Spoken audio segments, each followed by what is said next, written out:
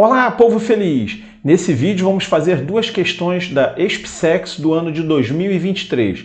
Uma questão sobre diagonais de um polígono e a segunda questão sobre progressão geométrica. Sejam bem-vindos ao canal Macetelo, o canal do professor Marcelo Rangel.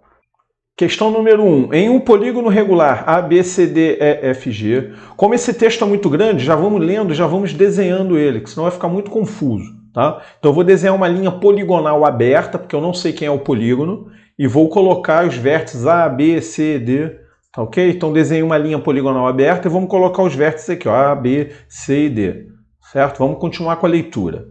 As interseções da mediatriz relativa ao lado CD. Rangel, o que é uma mediatriz? Mediatriz é um segmento de reta que divide o lado ao meio, passa pelo seu ponto médio e é perpendicular ao lado, ou seja, vai ser um segmento de reta perpendicular a CD e ainda vai passar no seu ponto médio, ou seja, esse segmento aqui e esse segmento aqui são iguais. Então ele quer a interseção da mediatriz relativa ao lado CD, que a gente acabou de desenhar, com a bissetriz interna relativa ao vértice A. Então vamos traçar a bissetriz do vértice A. Bissetriz divide o ângulo ao meio.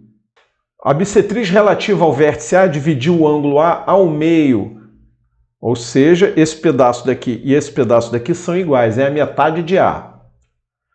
Então a interseção da mediatriz relativa ao lado CD com a bissetriz interna relativa ao lado A e com o lado CD. Ou seja, ele quer as duas interseções da mediatriz. A primeira interseção da mediatriz com a bissetriz, que é esse ponto aqui, e a segunda interseção é da mediatriz com o lado CD, que é esse ponto aqui, certo? Então são as duas interseções. São respectivamente o ponto O1, então como veio primeiro, o primeiro ponto é esse aqui, a interseção da mediatriz com a bissetriz. Então aqui vai ser O1. A segunda interseção é com o lado CD, que é esse ponto aqui, ó. Então ele vai ser chamado de M1, tá? Respectivamente O1 e M1. Sabendo que o ângulo AO1, M1, AO1, M1, então o O1 é o vértice, ó, o O1 é o vértice, então vai do A, O1, M1. Então esse ângulo aqui, ó, vale é igual a 75 graus. E que o lado BC está contido no interior do ângulo AO1, M1. Então o BC está aqui. O número de diagonais do polígono ABCDEFG é igual a...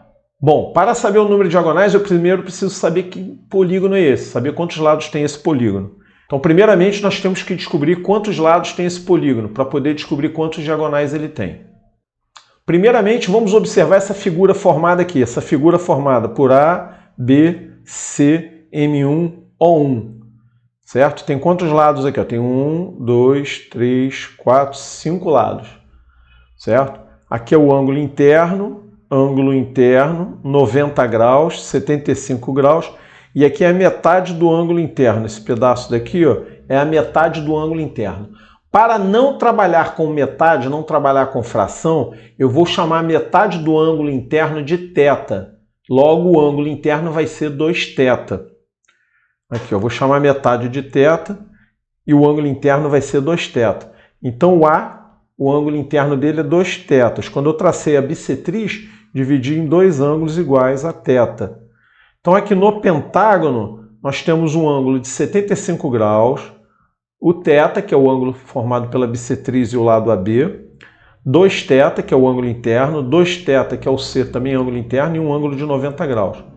A soma disso aqui tem que dar a soma dos ângulos internos de um pentágono, certo? Então vamos ver quanto que dá a soma dos ângulos internos de um pentágono. Bom, então vamos fazer uma revisão aqui de soma dos ângulos internos de um polígono. No nosso caso aqui, um pentágono. Vamos dividir esse pentágono em triângulos. Por que triângulos? Porque nós sabemos que a soma dos ângulos internos de um triângulo vale 180 graus. Como é que nós vamos dividir esses triângulos? Nós vamos traçar as diagonais do mesmo vértice.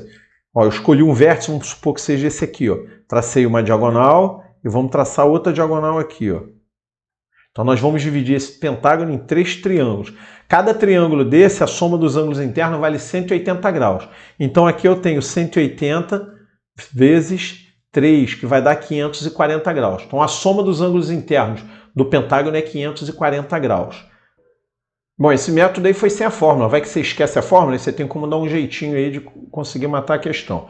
Agora a fórmula como é que é? Soma dos ângulos internos de um polígono de n lados é igual a 180, que multiplica n menos 2. O que significa esse n menos 2, Rangel? N menos 2 é exatamente a quantidade de triângulos em função dos lados.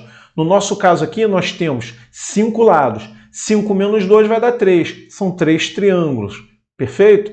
Então vamos substituir o n aqui por 5. Vai dar 5 menos 2, que vai dar 3. Multiplicado por 180 vai dar 540 graus. Então, no pentágono, a soma dos ângulos internos vale 540 graus.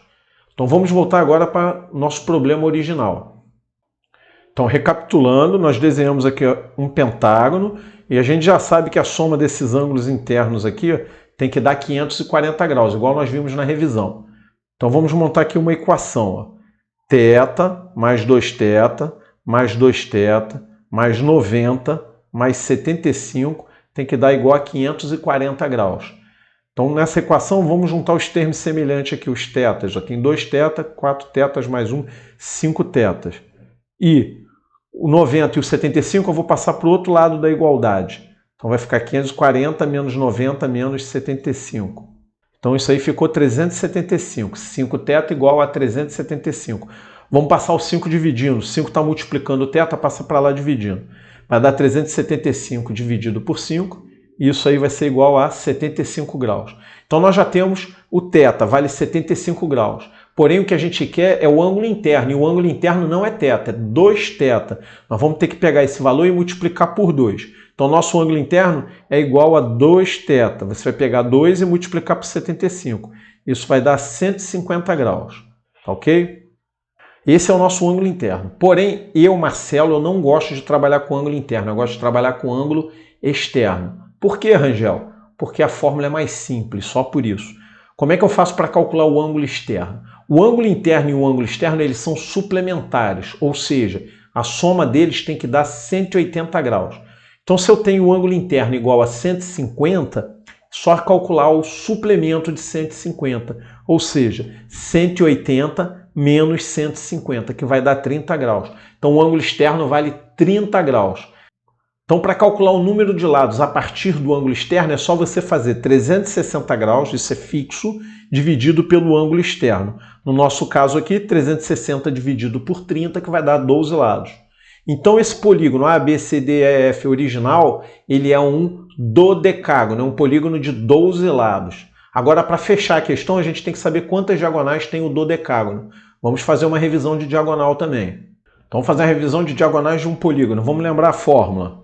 A fórmula das diagonais, representada pela letra D, é igual a n, que é o número de lados, multiplicado n menos 3 sobre 2. No nosso caso, o número de lados é 12, dodecágono. Então, no lugar do n, nós vamos colocar 12. Vai ficar 12, que multiplica 12 menos 3 sobre 2. Isso aí vai dar 12 vezes 9 sobre 2, que vai dar 54 diagonais, que já é a nossa resposta, já é a solução do problema, já matamos ele. Agora eu vou dar um macete sobre diagonais de um polígono, que pode resolver alguns problemas de uma maneira bem mais simples do que usar a fórmula, certo? Então vamos ver. E por acaso o nome desse macete é o macetelo, que é o nome do nosso canal. Então vamos ver o macetelo. Lembre-se, macetelo é o macete do Marcelo. Nós vamos fazer uma tabela aqui com duas colunas. Numa das colunas nós vamos colocar o número de lados dos polígonos, ou seja, 3 lados, 4 lados, 5 lados, certo? Então, triângulo, quadrilátero, pentágono, hexágono, heptágono e sucessivamente. Na outra coluna vão entrar as diagonais. Para começar a tabela, nós vamos ter que decorar as duas primeiras linhas, ou seja, o número de diagonais do triângulo e o número de diagonais do quadrilátero. Isso é bem fácil. Triângulo não tem diagonal, então o número de diagonais do triângulo é 0. Então 3 está relacionado com 0, triângulo com 0. E o quadrilátero ele tem 2 diagonais, certo? O quadrilátero tem 2 diagonais, isso você tem que decorar. A partir desses dois dados, ou seja, decorou, triângulo não tem diagonal 0, quadrilátero tem 2 diagonais. A partir desses dois nós vamos conseguir montar a tabela toda. Como? Somando esses números diagonalmente, ou seja, você pega esse número de lados com esse número de diagonais e soma. 3 mais 2, 5. Aí a gente descobre quantas diagonais tem o pentágono. O pentágono tem 5 diagonais. Aí soma novamente, 4 mais 5, soma na diagonal, 4 mais 5, 9, ou seja, o hexágono tem 9 diagonais. E vai fazendo assim sucessivamente. Ó, o heptágono, você vai somar 5 mais 9, 14. O octógono vai somar 6 mais 14, 6 mais 14 vai dar 20. O eneágono, 20 mais 7, vai dar 27. O decágono, 8 mais 25, 35. E o que a gente está querendo do decágono, 10 mais 44, 54 diagonais. Então, ó, decora os dois primeiros, triângulo não tem diagonal, quadrilátero tem 2 diagonais. E vai somando nas diagonais. Tá ok? Então, resposta 54.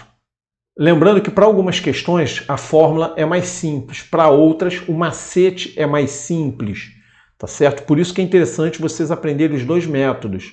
Por exemplo, se eu perguntar para você qual é o polígono cujo número de diagonais é o triplo do número de lados, se você usar a fórmula demora um pouquinho. Na tabela é só olhar, procurar um que seja o triplo do outro. Aqui, ó, 27 é o triplo de 9, então é o eneágono. Então, para algumas questões, esse macete funciona bem. Para outras, a fórmula é mais interessante. Nesse caso aqui, eu concordo. A fórmula é mais interessante, é mais direto. Tá ok?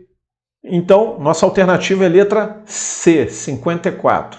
Qual o valor da soma das raízes da equação x2 mais 2 mais 2 mais 4 sobre x2 mais 2 mais 8 sobre x2 mais 2 ao quadrado, pontinho, pontinho, igual a 8? Repare que tem uma expressão que ela está se repetindo, ó, que é o x2 mais 2. Ela aparece aqui, ela aparece aqui, ela aparece aqui elevado ao quadrado e ela vai continuar aparecendo infinitamente. Então é interessante quando tiver uma expressão que se repete, você substituir ela por uma letra, apenas para a equação ficar uma aparência mais simples. No meu caso aqui eu vou substituir o x2 mais 2 por y. Então como é que vai ficar a aparência da nossa equação? No lugar do x2 mais 2 aqui, eu coloquei y. Ó. O 2 eu repeti. 4 sobre, ó, tem um x2 mais 2 aqui, eu botei y. 4 sobre y. 8 sobre aqui, ó, x2 mais 2 ao quadrado. Vai ficar y ao quadrado. E isso tudo igual a 8. Melhorou um pouquinho a aparência. O que nós estamos vendo aqui? Isso aqui, ó, é uma progressão geométrica decrescente e infinita. Nós estamos querendo a soma dos termos da PG infinita. Tá certo? Que fórmula a gente usa para a soma dos termos da PG infinita? É A1 sobre 1 menos Q. A1 é o primeiro termo dessa PG e o Q é a razão. Na nossa PG aqui, o primeiro termo é o Y. O primeiro termo que aparece é o Y. Então, colocamos o A1 como Y. E como é que a gente vai calcular a razão? Falta a gente calcular a razão. A razão a gente faz dividindo um termo pelo antecessor. AN mais 1 dividido pelo AN. No nosso caso aqui, eu vou fazer o segundo termo dividido pelo primeiro. Então, Q vai ser igual a 2 sobre Y. Agora, vamos substituir isso na fórmula original. Ou seja, a soma vai ser igual ao A1. No lugar do A1, eu vou colocar Y sobre 1 menos a razão, que é 2 sobre Y. Certo? E isso tem que ser igual a 8. Eu vou dar uma melhoradinha aqui nessa base aqui, vou trabalhar isso aqui como se fosse um número misto. Eu vou multiplicar o y por 1. Y vezes 1 vai dar y menos 2 sobre y. Então, y vezes 1 deu y menos 2 sobre y igual a 8. Vou pegar esse denominador aqui e vou passar para o outro lado multiplicando. Ele está dividindo o y, ele vai passar para o outro lado da igualdade multiplicando o 8. Vai ficar y igual a 8 vezes y menos 2 sobre y. Aqui, ó, esse y está dividindo, então eu vou passar ele para cá fazendo a operação contrária, ou seja, vou passar ele multiplicando. Então, y vezes y vai dar y ao quadrado, igual a 8 vezes y menos 2. Vou fazer a propriedade distributiva, então vai ficar y ao quadrado igual a 8y menos 16. Passar tudo para um lado só. Vai ficar y ao quadrado menos 8y mais 16 igual a 0. Bom, agora está na hora de lembrar que não existe y na nossa questão. A gente substituiu o x2 mais 2 por y, então temos que retornar com essa expressão. Então, onde tem y, agora nós vamos voltar com o x2 mais 2. Nós vamos pegar cada y desse, colocar um parênteses e dentro dele colocar o x2 mais 2. Lembre-se, sempre que você for substituir expressões por letra e vice-versa, coloca dentro de parênteses. Então, no lugar desse y aqui, eu coloquei x2 mais 2. Esse y está ao quadrado, então ficou x2 mais 2 ao quadrado. Menos 8 vezes x2 mais 2, mais 16 igual a 0. Vamos dar uma limpada aqui na tela e repetir essa expressão para ficar mais fácil, tem muita informação aqui. Então, retornando com a equação, o que nós vamos fazer primeiro? Nós vamos fazer esse produto notável. Lembrando que no canal tem um vídeo só sobre produto notável, vale a pena fazer uma revisãozinha de produto notável. Então vamos fazer esse produto notável aqui. Que produto notável é esse? Binômio ao quadrado. Binômio ao quadrado vai dar o quadrado do primeiro, 2 vezes o primeiro vezes o segundo, mais o quadrado do segundo. Ou seja, x2 ao quadrado, x4. O quadrado do primeiro, x4. 2 vezes o primeiro vezes o segundo. Vai multiplicar aqui, vai dar 2x2 e vai dobrar. 4x2. É 2 vezes esse, 4x2. Mais o quadrado do segundo, que vai dar 4. Menos, agora vamos fazer distributiva. Menos 8x2, menos com mais, menos 16. 8 vezes 2, 16. E esse mais 16 eu repito. Tá ok? Agora apareceu o menos 16 e o mais 16. Eles são simétricos. Um é positivo, outro é negativo. Então dá para a gente anular eles. Vamos cancelar eles, esses dois. Então vamos ver o que sobrou aqui para a gente. Sobrou o x4. Aqui nós temos termos semelhantes. Temos 4x2 e o menos 8x2. Então 4 menos 8 vai dar menos 4x2. Prevalece o sinal do negativo, que ele é maior. Mais 4 igual a 0. Então deu uma equação do 4º grau. Certo? Só que ele não quer as raízes, ele quer a soma das raízes. Então vamos lembrar um pouquinho de polinômio. A soma das raízes é dada por menos b sobre a. Vamos lembrar como é que é o polinômio de 4º grau? A forma dele é essa daqui, ó. ax4 mais bx3 mais cx2 mais dx mais e. O a é o termo que está com x4 e o b é o termo que está com x3. Então a soma é menos b sobre a. O b é com x3. Ó. Na nossa equação original, nós não temos o termo de grau 3.